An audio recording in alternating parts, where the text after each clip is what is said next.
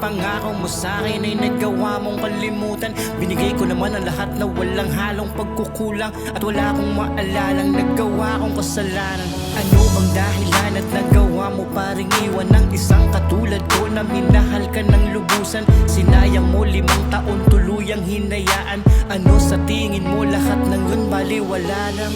Hinahanap pa rin ang lambing mo at naghihintay pa rin sa pagdating mo. Ikaw pa rin ang inihiling ko. Kung kailan ka ba sa akin magbabalik? Nahihirapan na rin ako.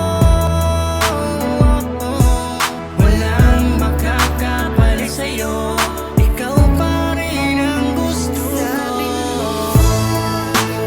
Babalik ka, nagsisimula tayo sa umpisa.